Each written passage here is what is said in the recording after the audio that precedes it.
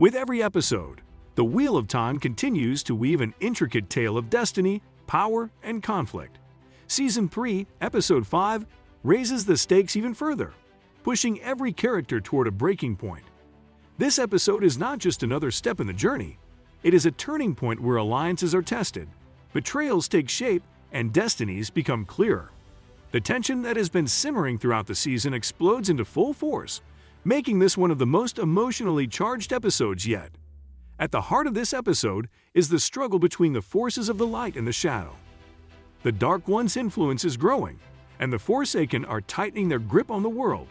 As Rand al'Thor, Egwene and Moiraine, Cauthon, and others move closer to their fated roles, the question is no longer whether they will fight, but whether they will survive.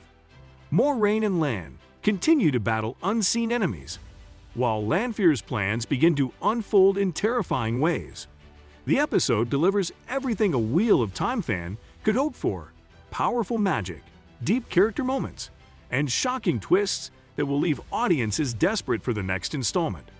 Rand al'Thor, the Dragon Reborn, steps forward. Rand's journey throughout the Wheel of Time has been one of gradual transformation, from an ordinary farm boy into the most powerful force of the world. However, he has constantly struggled with the weight of this destiny, unsure whether he should embrace or fear his power. Episode 5 forces him to make a choice. He can no longer remain in the shadows, questioning his role.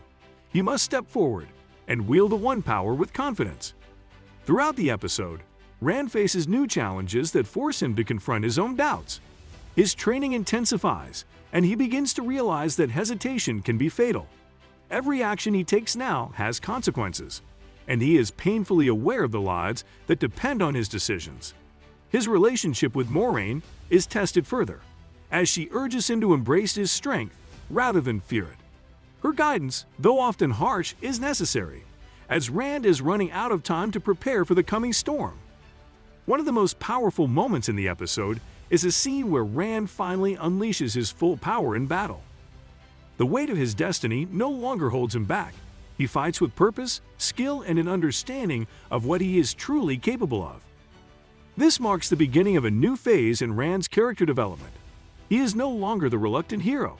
He is the Dragon Reborn, and the world will soon know his strength. Egwene's struggle in Tel'aran'rhiod. Egwene is one of the most affected characters in this episode. Her connection to Tel'aran'rhiod has been teased before, but here it is fully explored. She struggles to control her abilities within the dream world, often feeling like a pawn in a larger game being played by the Forsaken. Her encounters in the world of dreams force her to face some of her deepest fears, including her powerlessness against the Forsaken and her lingering trauma from her captivity. However, rather than being completely at the mercy of her enemies, Egwene shows flashes of her true potential, hinting that she may soon become one of the most formidable Dreamwalkers in the series. Her training with the Wise Ones and her growing understanding of Tel'aran'rhiod suggests that she is on the verge of mastering a power that could rival even the strongest Aes Sedai. Siwyn begins to lose control. Meanwhile, Moiraine remains deeply troubled by the countless futures she glimpsed in Rhuidean, as one recurring truth continues to weigh on her: the only way for Rand to survive is if she dies. Admitting to Lan that she won't live to see the last battle is just the first step in accepting her fate. The two share a drink of ayahuasca and agree to face their future one night at a time. Seeking Egwene's help to reach Siwyn through Tel'aran'rhiod is an especially risky move, but Moiraine is prepared to take that risk. When she finds Siwyn inside her hut, she wastes no time informing the Emerald Seat that the White Tower must ally with Rand. She attempts to leave quickly, but Siwyn refuses to let her slip away so easily. Their emotional conversation feels like an even more definitive farewell this time, as Moiraine insists that what they once had cannot be repaired in this lifetime. However, Siwyn reassures her that she will wait for her in the next life, again and again, until we get it right. Overcome with emotion, Moiraine tearfully makes the same vow, declaring her love for Siwyn before the two share a passionate kiss. Moiraine and Lan's continued struggles. Moiraine and Lan continue to be at the center of some of the season's most emotional and philosophical struggles. Their bond, once unbreakable, remains fractured. Though this episode gives small glimpses of healing, Lan, despite his stoic nature, struggles with the fact that Moiraine has shut him out. However, instead of walking away, he pushes forward, determined to prove that their connection is still strong. His dedication to Moiraine is tested as they navigate the dangers of Tel'aran'rhiod and the real world simultaneously. Moiraine, on the other hand, continues to play a dangerous game with forces far beyond her control. Her knowledge of the Forsaken and Tel'aran'rhiod gives her an edge, but even she is unsure how to stop the rising tide of darkness. Her confrontation with Lanfear in this episode is particularly intense. Unlike previous battles where magic and swordplay were the focus, this is a battle of wills, with Moiraine and Lanfear engaged in a dangerous verbal and psychological duel. Moiraine knows she cannot match Lanfear in raw power, but she understands something even more important: Lanfear's weaknesses. This episode subtly hints that Moiraine may be the only one who can exploit Lanfear's emotions and desires, turning them against her. Lanfear's plans begin to unfold. Lanfear, one of the most dangerous and cunning Forsaken, plays a pivotal role in this episode. Her presence in Tel'aran'rhiod is unsettling, as she is one of the most skilled dreamwalkers, making her nearly unstoppable in this realm. Throughout the episode, Lanfear manipulates various characters, setting traps and planting seeds of doubt in their minds. Unlike other Forsaken who rely on brute force, Lanfear is more strategic. She uses psychological warfare, making the heroes question their allies, their own abilities, and even reality itself. Her fascination with Rand al'Thor remains one of the most intriguing parts of her character. She does not simply want to destroy him, she wants to control him. This episode reinforces her obsession with shaping Rand into something she can mold, a dark counterpart to the Dragon Reborn. The episode also suggests that Lanfear is playing a long game. While other Forsaken may be focused on immediate destruction, Lanfear appears to be setting up something far more dangerous, a future in which she rules alongside Rand, shaping the world in her image. Is it Elaida Blackajah? Elaida meets with Cauthon and tries to rattle her because she's clearly after her position. She insults the room of the Emerlin seed and reminds Cauthon that she came from the bottom of the barrel. She even tells her that she remembers how love-struck she was when she first met Moiraine back in the day. Elaida asks where Moiraine is now, and Cauthon tells her she's been exiled. Cauthon is eager to know if Elaida is Blackajah too. With Varen, Cauthon decides to bait Elaida to figure out her true intentions behind being in the tower. Back at the White Tower, Elaida tries to turn the sitter of the White Ajah against Cauthon by telling her that she's been trying to destroy the tower ever since she became the mother. Elaida quickly catches the bait, Varen's sister. Lean worries that Varen's sister won't be able to do anything in her state. She's basically almost a child right now. But Varen's sister tells Elaida about the Black Ajah in the 13th Depository, doing exactly what Varen expects of her. Elaida finds the two captured Black Ajah and asks them for the names of all the others they know. She kills one of the women because she says they'll never break their oath. This leaves the other one to answer. She has only one name, but before she can tell Elaida, a gray man shows up and nearly kills her. It is Cauthon who saves her and heals her. Suppose we'll see Elaida and Cauthon put their differences aside and join forces now. Who do Mat, Elaine, and Nynaeve encounter? Back in Two Rivers, Fael informs Perrin that she has located the White Cloaks, and if they want to rescue Mat's family, now is their opportunity. Meanwhile, Rand has to endure a conversation with a condescending Avienda, who is clearly displeased with the responsibility of working alongside him. However, she does take the time to explain Io customs to him. Moiraine, still grappling with everything she witnessed in the rings, has become somewhat withdrawn. On the other hand, Egwene begins her journey into dreamwalking. She is about to enter Tel'aran'rhiod, or the Uncreated Place, a parallel world where all possible realities of the universe are interconnected. This space is distinct from the One Power, and only certain individuals can access it. Furthermore, dying in the dream world means dying in reality, very Inception-like. Egwene feels fearful in her dream, causing her outfit to change. She is instructed to control her thoughts, and when she does, her outfit returns to normal. The wise ones teach Egwene how to regulate who can enter and exit her dreams. If she wants to expel the woman pursuing her, she simply needs to will it, just like altering her clothing. It all comes down to belief. Egwene is then transported to a different location, where she finds herself alone. There, she encounters ghost-like figures before finally coming face to face with Lanfear. Realizing that Egwene is being targeted by one of the Forsaken, Bear and Amy intervene and bring her back. Meanwhile, as they travel to Tenchiko, Elaine tries to make sense of the plan while Mat and Nynaeve struggle with seasickness. Due to the agreement they made for passage, they are not permitted to go above deck. However, Mat disregards Elaine's words and ventures up anyway, prompting Elaine and Nynaeve to follow.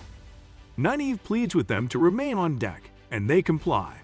Mat then comes across Min aboard the ship, who has her own room. Seeing this, he asks if he can stay with her instead of the other girls. In Min's room, Mat notices a drawing of himself hanging on the wall. Min explains that it represents her vision, and she tries to commit every detail to memory so she can alter her dreams. Mat reminds her that her visions do not always come to pass. After all, she didn't kill Rand, but it's evident that the situation has deeply unsettled him. Meanwhile, Elaine and Nynaeve observe the sea folk using the power to propel the boat forward at incredible speed.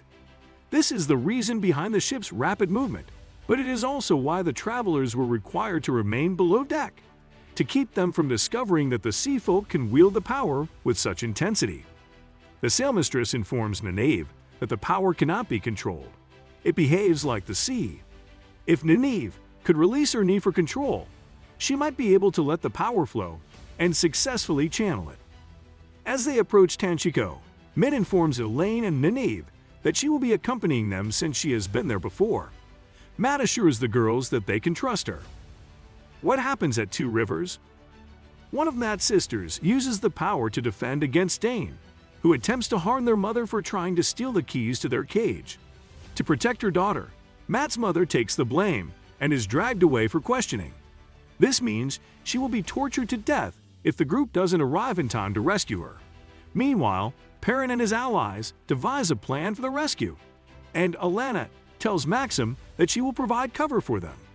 This infuriates Maxim, as he knows that if the White Cloaks discover an Aes Sedai among them, they will not hesitate to kill her. A heated argument ensues because Maxim doesn't want her to risk her life. However, Alana insists that when she swore her oaths upon donning the ring, she committed to fighting, even at the cost of her life. Maxim then declares that he will seek out Liandrin, as he believes that's the only viable solution now. In response, Alana severs their bond, so they no longer have to experience each other's emotions. Meanwhile, in the Isle Waste, Egwene leaves Rand's room to spend the night with the Wise Ones, who continue to guide her through her dream training. Elsewhere, Lan has a conversation with Melandra, where he confesses that he barely remembers his kingdom. She reminds him that he was only a baby when it fell and was consumed by the blight. Later, he encounters Moiraine, who remains fixated on the mysterious glowing orb. She solemnly tells him that she will not be there for the last battle, and that the only way for Rand to survive is if she dies. Lan urges Moiraine to focus on living one day at a time rather than being consumed by fears of the future. They share a strong Isle drink that proves to be quite potent. Alana then blankets the entire White Cloak camp in thick fog and smoke, rendering them blind to what is happening around them. Perrin and the Isle girls manage to rescue Mat's sisters before turning their attention to their mother. However, by the time they reach her, she has already suffered severe burns and cannot be saved.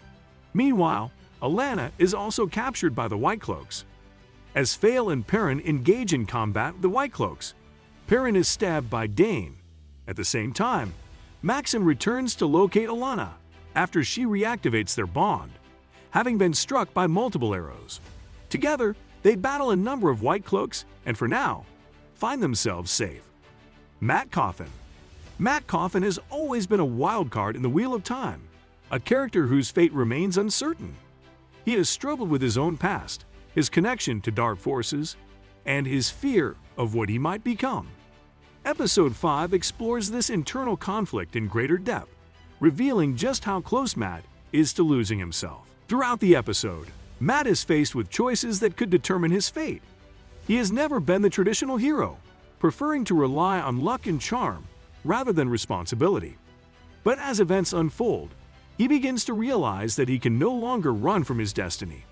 The question is, will he embrace it, or will he fall into the darkness that has been calling to him since the beginning?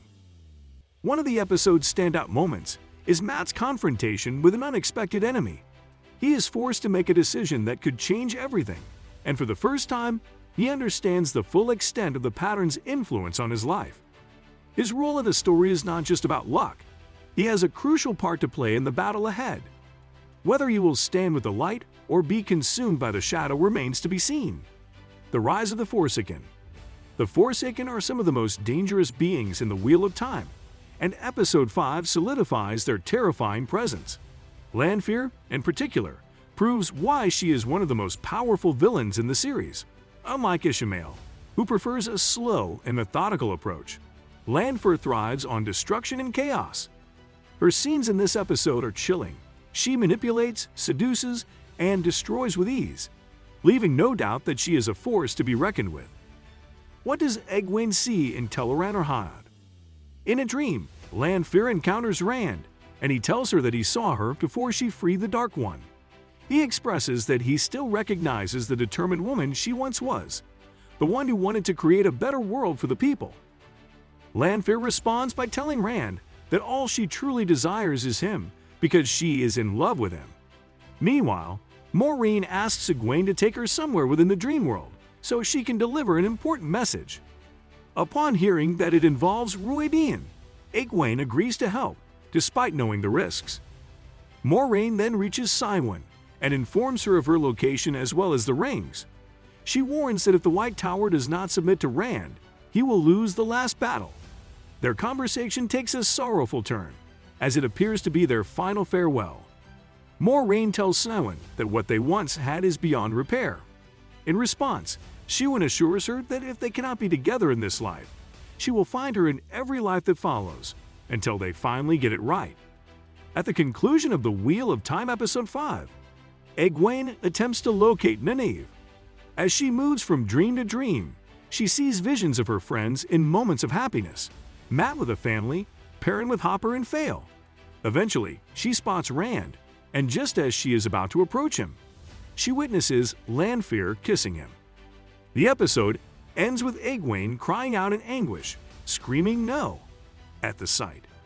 This reaction could suggest that she is about to lose control, which might have unintended consequences for Moiraine as well. Additionally, the Wise Ones will likely be furious. Final thoughts. Episode 5 of the Wheel of Time Season 3 is one of the most impactful installments yet. Every moment is filled with tension. Every character is pushed to their limit, and the story moves forward with unstoppable momentum. The cinematography, visual effects, and performances are all at their peak, making this episode an unforgettable experience. In between some rather lackluster storylines that drag down the episode, the Wheel of Time's more interesting elements keep the show from getting too stale. However, with multiple stories dragging their feet and not offering much to chew on, Season 3, Episode 5 ultimately suffers under the weight of its presentation. I want to like the other half of the stories currently unfolding, which I'm sure will grow important in due time. But for now, I'm not keen on them, dulling a huge chunk of the show in the process. Rand's transformation into the Dragon Reborn is finally taking shape. Egwene proves that she is stronger than anyone imagined. Mat's fate hangs in the balance, while the Forsaken tighten their grip on the world. Moiraine and Lan continue their fight from the shadows, and the war between light and shadow is reaching its boiling point. With only a few episodes left in the season, the stakes have never been higher. The battle for the future of the world is about to begin, and no one is safe. As the episode ends, one thing is clear: nothing will ever be the same again.